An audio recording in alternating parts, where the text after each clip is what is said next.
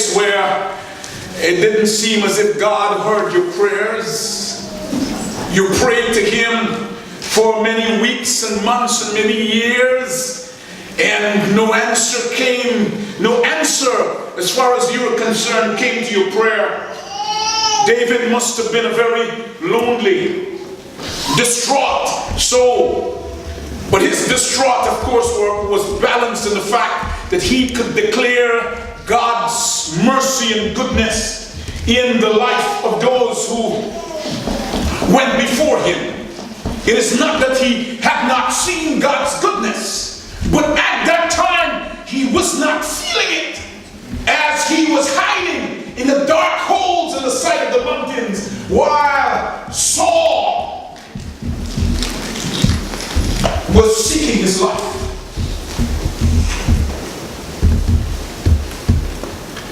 To me, somehow, this message came to me as a son crying to his father.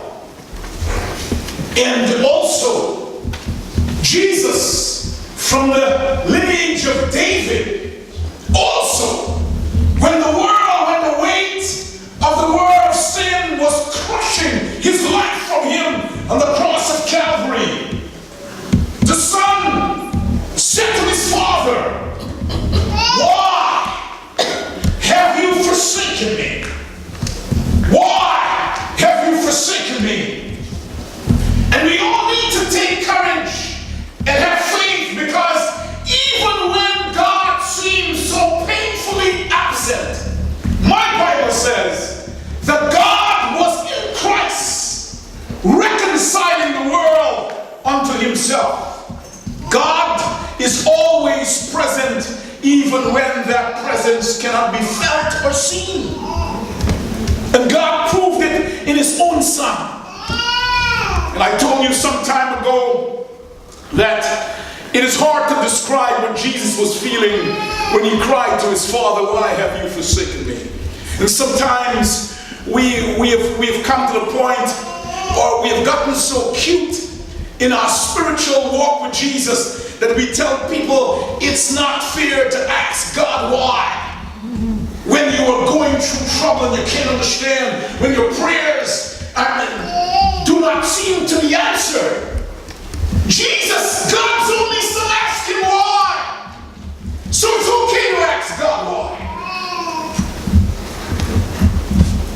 Because God has the answer to every why. God has the answer to every why.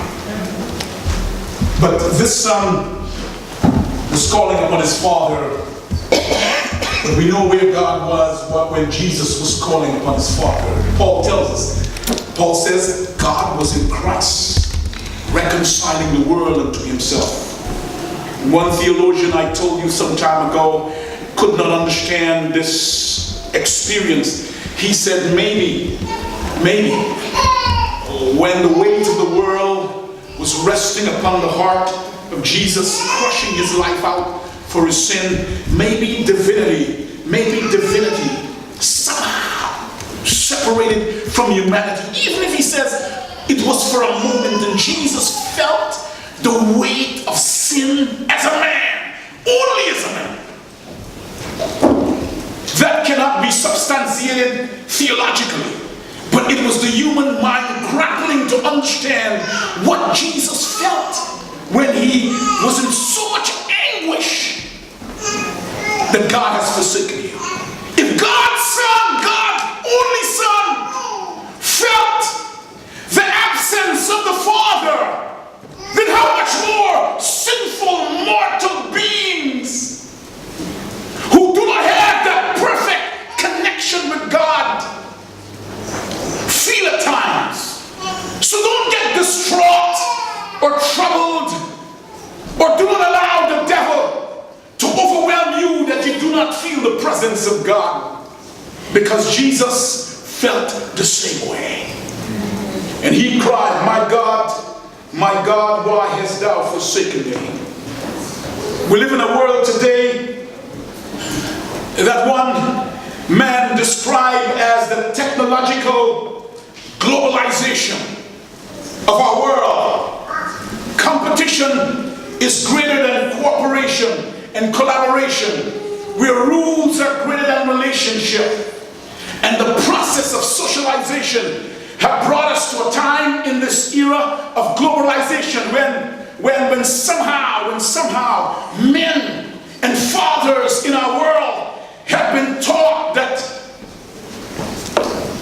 as fathers, your job is to protect, and that's true. But if you show any emotions, then that is contrary to your manhood and to your macho image. Men have been reduced to the role of machines, and somehow we have adopted that role, and we have robbed the world of the gifts that God has given to fathers and to men, to be there for our families and to be there for the world. Jesus, of course, disputes all of that, because he cried from the cross, "Father, my God, why have you forsaken me?" If he was a machine, if he was not man, in fact, that cry is an authentic display of his humanity. He felt the pangs of loneliness, being separated from the Father, even though the Bible affirmed that the Father was with him. I passed by to tell you today that the gospel portrays Jesus very differently than what you see on the Hollywood screen. Hollywood would want us to believe that Jesus is this mean machine. Have you ever seen those pictures with Jesus? He's always standing tall and stiff, and when he speaks, there is no emotions. There are no emotions. He just gives words like a robot. But that's the wrong picture of Jesus. Read the Bible. The Bible has the right picture of Jesus. He was a man among men. If you are a man, if you are a father, then understand who Jesus is. For in contrast to all we have seen on the movie theater and produced by Hollywood, Jesus was a man of charisma. People would sit for 3 days and listen to him. Without food. And listen to him. He had such riveting words. He seemed so exciting. Filled with compassion. Filled with pity. And the gospel reveals, of course, the range of Jesus' emotional response. There was a sudden sympathy for the leper. There was exuberance over the disciples' success, a blast of anger at the cold-hearted legalist, grief for an unrepentant city as he cried over Jerusalem. You dare a man to cry today, even though he wants to cry. The world says you dare not. Come on, stay with me now. You dare not! Because if you cry, you are not a man. Lord have mercy. But Jesus wept. He cried. And he was the most authentic man you will ever meet. Because he was not controlled by the norms of society and how people defined him. He defined himself by who he is, the Son of God, touched with the feelings of our infirmities, connected to humanity, a connection that will never be broken. The awful and cry in Gethsemane and on the cross. He had nearly, one writer says, he had nearly inexhaustible patience for institutions of injustice and oppression, but he had inexhaustible patience for those who needed God's care and love. Contrary to the norms of society, I believe a father's love is very critical to his family and to his children. I grew up in a world that says that no, mothers are in total control of the children.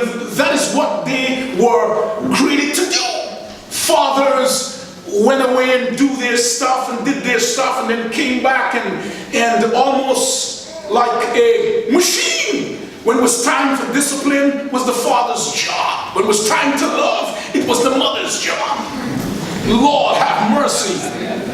What a society that have betrayed us for who God has made us. And more research, of course, has shown that